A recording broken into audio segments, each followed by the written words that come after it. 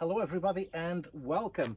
I thought I will give you an update regarding the work ahead that's going to be carried out on the E12 following the disaster with the head gasket that happened nearly 2 months ago. So I thought long and hard on what to do next, and here are my options.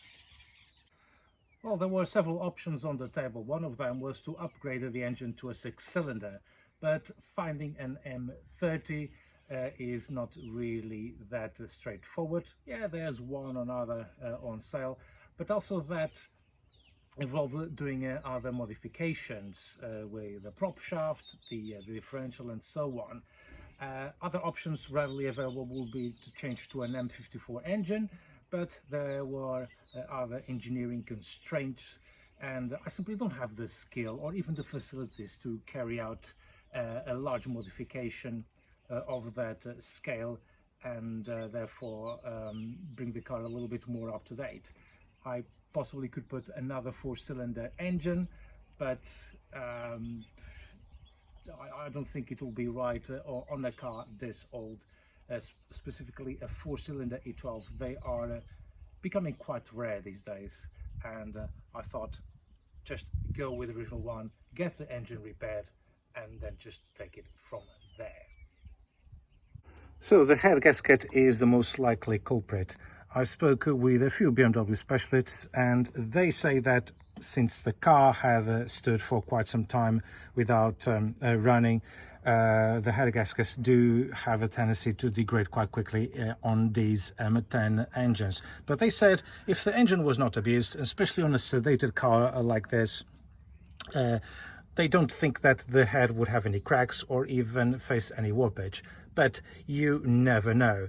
But they are pretty confident that with a new kit plus doing some work on the head, it should all work nicely again. The plan is for me to actually remove the head myself and do some work in it, but that's not going to happen for another few months. And the reason for that is because I needed to save up, and I simply don't have enough money in order to replace some of these parts and so on. Also have to revise the whole braking system again, but more to that in a few moments. But going back to the engine, the planned work is to remove the head, check everything, make sure that there's no wear on the valve train, and I will try and do some of the work myself, replacing the valve stem seals, lap valves and so on, and also check for the head straightness. Basically, you just use a straight edge and measure across several angles, and then with a filler gauge underneath, and see if there is any warpage. Then after removing everything, I'll send the head over to be cleaned, another check for warpage, and then I'll just assemble everything back together. And at the same time, I will be doing other jobs. I'm looking into replace the distribution system, put some Pertronics. You know, you might as well just give a little bit more up-to-date ignition system to the car. And whilst the head is out, I'll be replacing several gaskets around. You can see in there, let me just, you can see in there that the gaskets are actually quite worn. And there's a lot of bodge jobs around here. You can see some of the previous owners have used a huge amount of, a huge amount of silicone from the top all the way to the bottom. It's absolutely full of gunge. Yeah, it's absolutely gross. So I will get a full gasket set, and then whilst the head is out, I'll just replace everything with a brand new gasket and clean up the engine as well. Make sure that there's no oil leaks or anything of the sort. Refurbish some of these parts, like this heat shield that provides hot air back on to the air filter. and basically tidy up the whole engine bay. So while the head is out, it will give me a little bit of extra room to make sure that everything looks nice and tidy.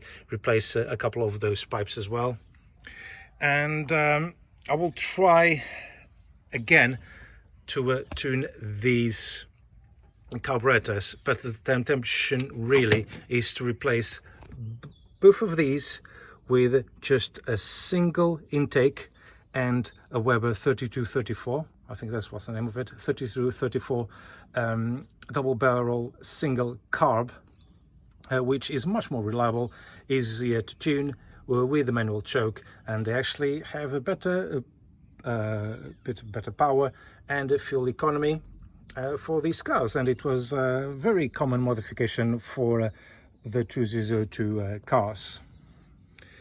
In regards to the braking system, this has been the pain of my life for the last few months. These are the low-keyed boosters, and quite frankly, after speaking with a few people that had the right-hand drive pre-77 cars, not only 12s but also E3s and E9s, they did say don't use those, and this goes to the contrary of some books that I read. They said you might as well just refurbish the original units. They are much better designed for the car, and just get rid of those. But the old units cost around £400 to refurbish, so that's a little bit of extra saving that I will have to do. And finally, I'll be able to have this car to stop properly. It does stop, but not as well as I wanted, or as well as it should be. And that's it. That's the current update on the BMW E12. I do have a few more videos regarding brakes, suspension and the carburetors, but because the work was never quite finished on those items, I'm not going to publish them until they're actually finished. Also, the viewing figures of the E12 videos are not really that great, so there won't be E12 videos for the next few months, but don't worry, they will be back. The other reason is I have to do more work on the Focus. The Focus not only is the car that provides me with 95% of viewing and also income on YouTube, it's also my daily driver. I do over 300 miles a week on that car, and I need to have it in tip-top condition. So any time I have a spare, I have to dedicate on working on that car, not really on this one.